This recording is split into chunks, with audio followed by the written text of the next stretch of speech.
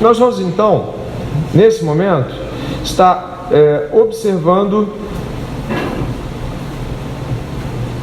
a história dessa confissão, tá? A gente vai colocar aqui e eu gostaria que você pudesse me acompanhar para entender a história dessa confissão. É uma história muito interessante e vai trazer luz à compreensão até mesmo das ressalvas que nós vamos fazer. Tudo bem?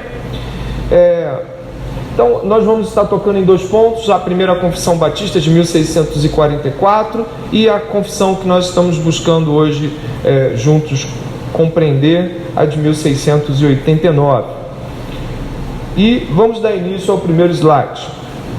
No início do século XVII, 1633, na Inglaterra, começaram a desabrochar um grupo de igrejas com práticas e ideias diferentes da igreja estatal. Como os irmãos devem saber, a igreja estatal que estamos falando é a igreja anglicana. Ela surge na Inglaterra no século XVI e no século XVII ela já é uma igreja estabelecida desde Henrique VIII. A igreja anglicana, naquele momento, estava passando por um período de extrema frieza. Então, grupos locais mais aquecidos, com uma fé mais viva, começaram a surgir. Então, você tem surgimento dos batistas, dos puritanos. Esses são grupos que buscam uma fé mais pujante. Incrivelmente, 60, 70 anos depois daquele movimento reformado, você tem um esfriamento brutal da fé cristã, já uma fé reformada, por assim dizer, na própria Inglaterra. Esses irmãos eram integrantes de uma congregação independente, como você pode ver ali, formada por separatistas ingleses que haviam deixado a igreja do Estado. Por não aceitarem o pedobatismo, o batismo infantil, amigavelmente resolveram deixar a congregação e dar início a outra, que foi liderada por John Spurgeon. Eram os batistas particulares. Não tinham nenhuma ligação com a igreja da Inglaterra. Discordavam abertamente, embora cautelosamente, da forma da religião estatal. Por isso, embora sendo pouco numerosos, começaram a ser notados. As igrejas batistas começaram a crescer e a despertar um interesse maior por parte dos de fora.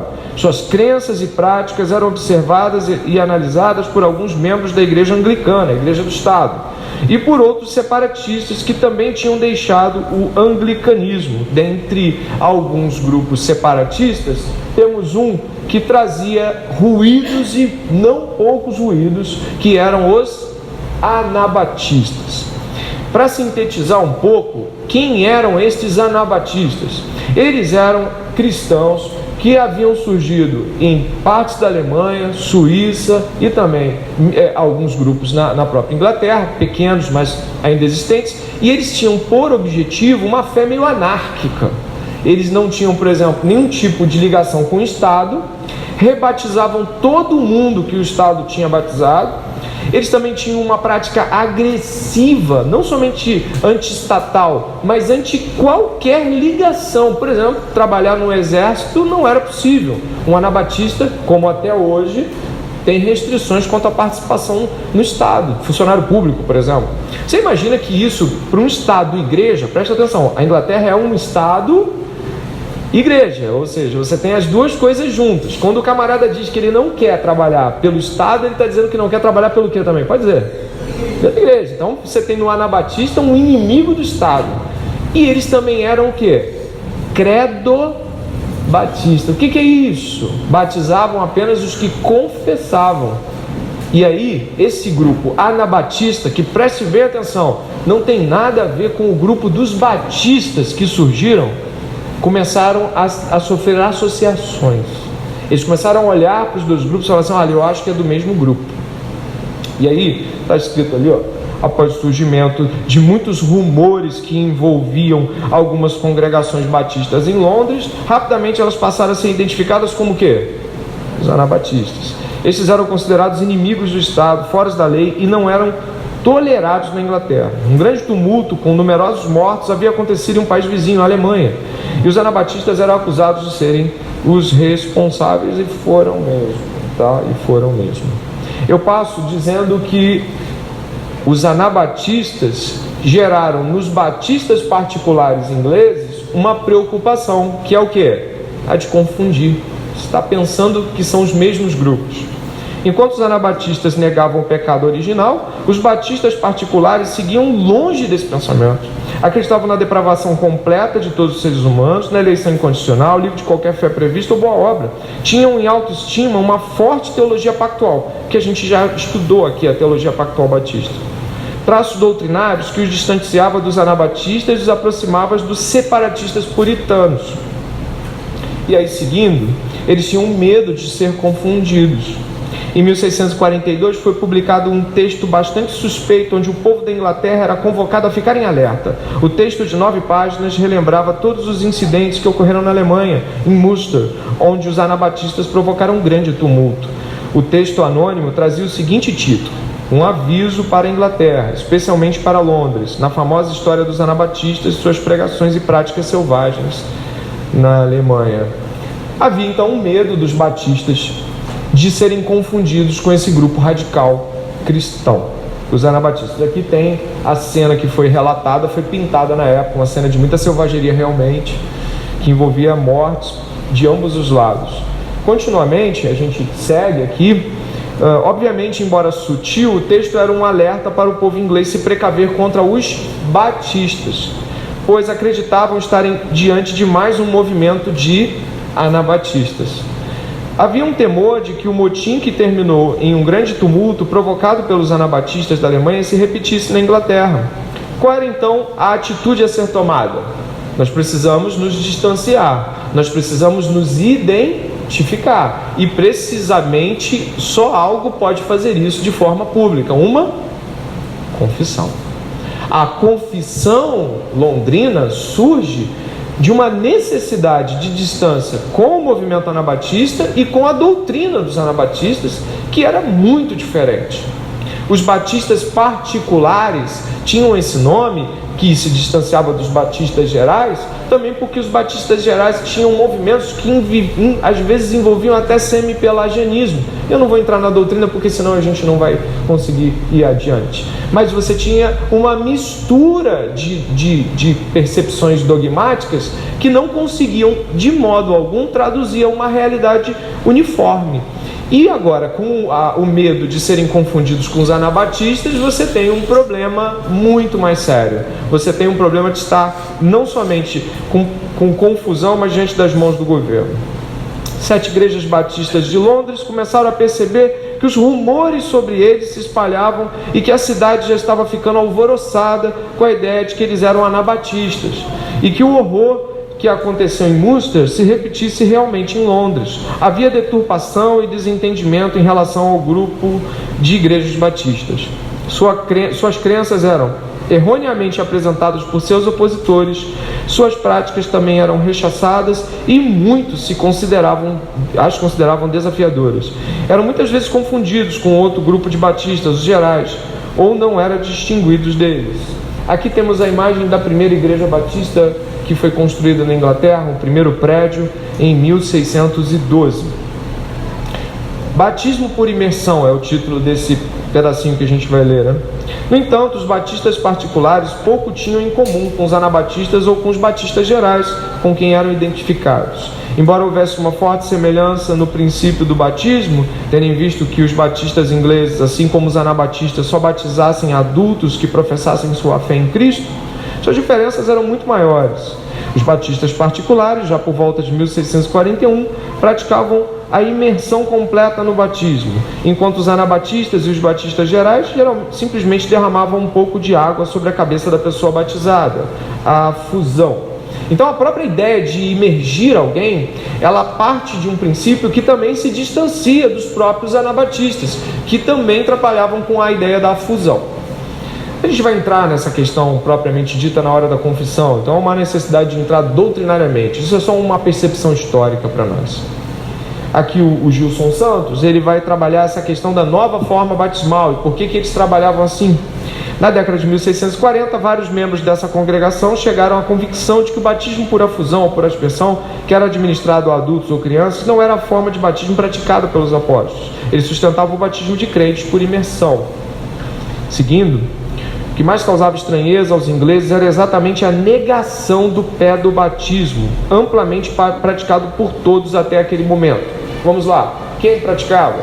Igreja católica praticava, igreja anglicana praticava, igreja presbiteriana praticava, igreja luterana praticava. Você não tinha ninguém não batizando bebês, todo mundo batizava. Alguém romper, isso é muito sério, é muito grande.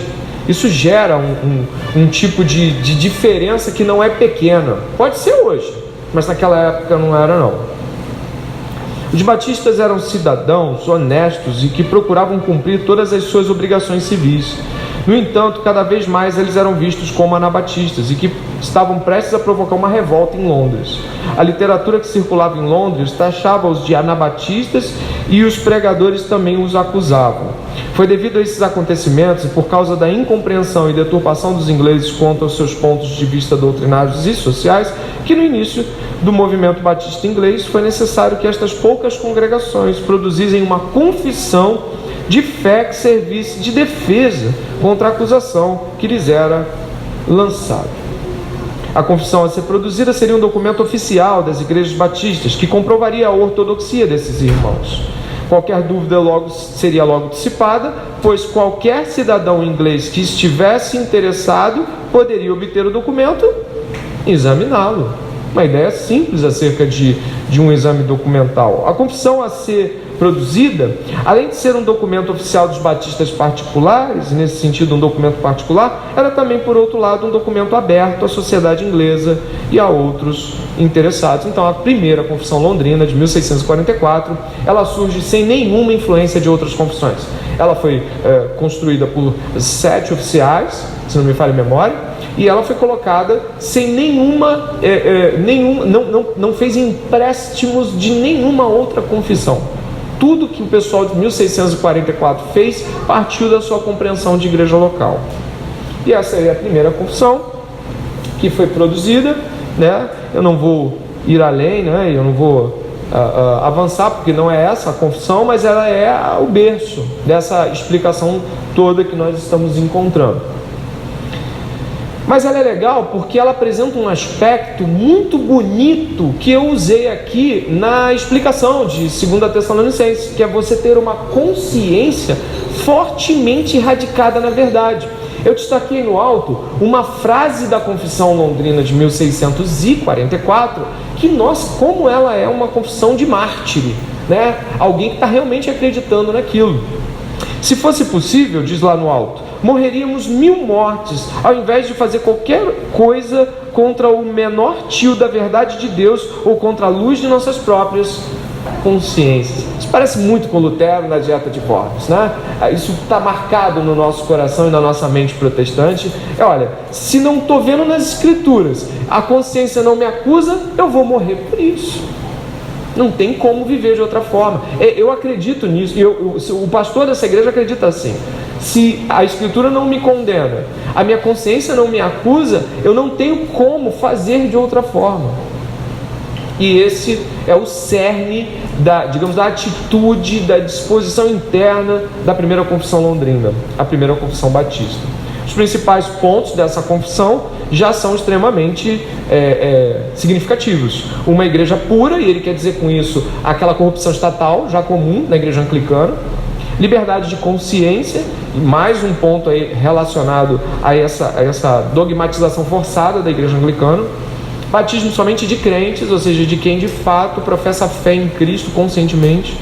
Autonomia da congregação. As igrejas batistas são em geral autônomas, elas têm um governo, a gente estudou isso, elas têm uma percepção de congregação, de que o governo, embora você possa ter uma convenção, embora você possa se ligar a outros, o governo local, ele é destacado de outros governos. Separação da igreja com o Estado. O fato importante é que essa confissão batista é totalmente independente da confissão de fé de Westminster, e a mais importante confissão de fé formada do século XVII. E agora nós chegamos, para terminar, naquilo que vem a ser a Confissão Londrina de 1689. Qual o contexto político dessa Confissão Londrina? Nessa época, a igreja anglicana estava sendo dominada por uma dinastia, os Stuart, que eram implacáveis. Inclusive, o rei Carlos I, que é o camarada dessa época, ele era católico na consciência dele, e meio, vou brincar, vou usar uma expressão aqui meio chula, né? Ele pagava de de anglicano, mas ele era católico. Internamente ele não se ligava com a fé anglicana, mas como ele era o rei da Inglaterra, ele tinha que ser o chefe da igreja anglicana. Naquele movimento, eu não quero aqui sacralizar e nem materializar dialeticamente, mas naquele movimento surge Oliver Cromwell.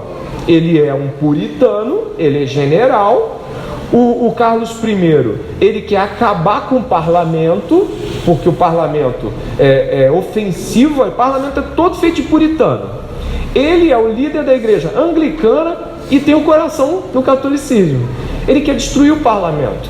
Logo, Oliver Cromwell junta suas fileiras, prende Carlos I, executa Carlos I, e nós temos na Inglaterra um governo puritano por muitos anos. O filho dele não conseguiu dar continuidade a isso. Oliver Cromwell, então, aplica um conceito de governo puritano, tem falhas, tem erros, tem até alguns aspectos extremamente bárbaros, ditatoriais, mas ele, na busca dele por uma compreensão bíblica de Estado, ele aplica o conceito puritano de vida. E onde se chega? Os batistas estão muito preocupados. Prestem atenção, os batistas não são puritanos, e os batistas também não são anglicanos. Eles estão ali nem para o Oliver Cromwell e nem para a igreja do Estado. Eles têm um problema. Onde eles estão? Onde eles estão? O Oliver Cromwell, ele faz aceno para a confissão de fé de Westminster, porque a confissão de fé de Westminster é uma confissão calvinista, é uma confissão histórica e ela é muito bem aceita. O que então o pessoal batista faz? Percebe que jamais poderia tirar o espírito da confissão de 1644, porque aquilo é ser batista, mas entende as realidades de distância que eles têm.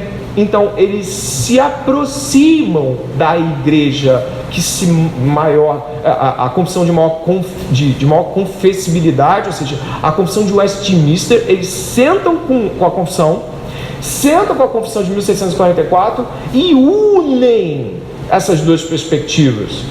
Rejeitam o que para batistas é rejeitável, não é possível de se assumir, e compreendem as realidades que se unem.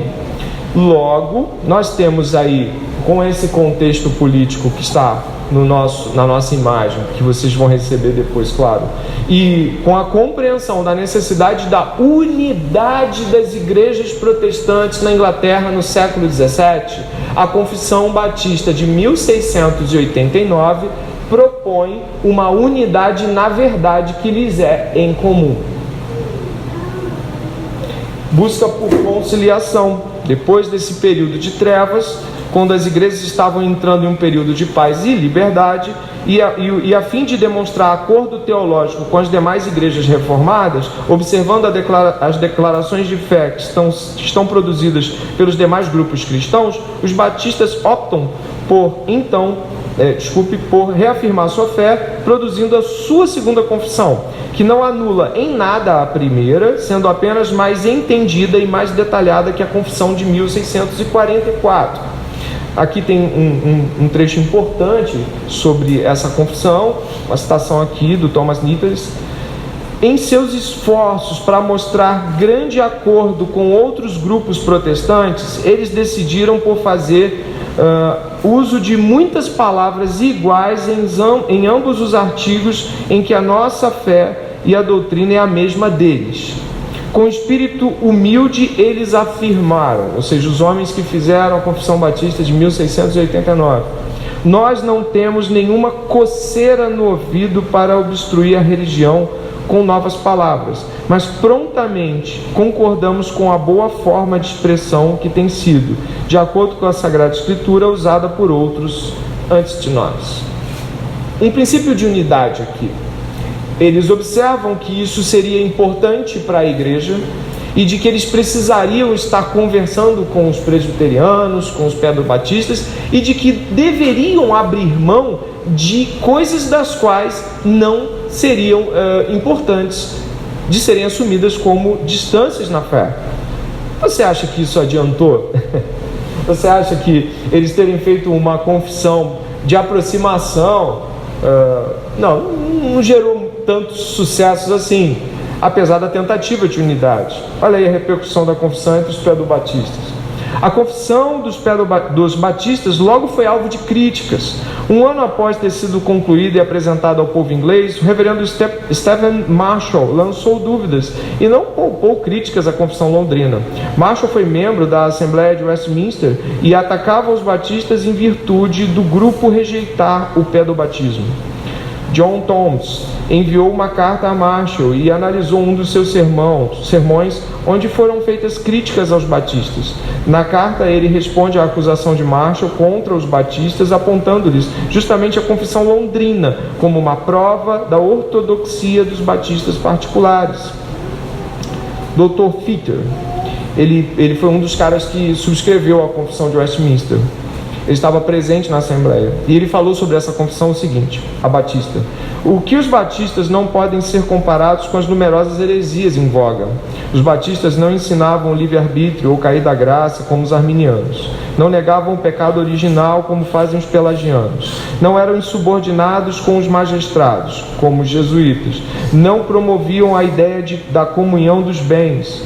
Não eram polígamos, não andavam nus como os adamitas, não acreditavam no ensino da aniquilação da alma, morte da alma. O que acontece é que os batistas, então, injustamente acusados pelos pedobatistas, tinham a confissão londrina como uma mostra de não, nós estamos na fé cristã ortodoxa.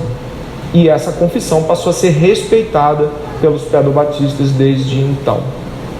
É uma confissão que não temos dificuldades de apresentar a nenhum meio cristão que, obviamente, creia na justificação pela fé, na absoluta ação da graça em todos os termos da vida cristã. É uma confissão aprovada no meio cristão saudável e que lida com confissões, porque a gente também vive no meio cristão que não se importa com confissão de nada. Mas aqueles que se importam encontram na confissão londrina questões que são importantes. Esse estudo, que é do Marcos Paixão, ele é pastor da igreja Bom Samaritano, uma igreja de confissão batista. É um estudo maravilhoso, achei muito bem colocado e faço questão de mencioná-lo aqui dentro da nossa proposição.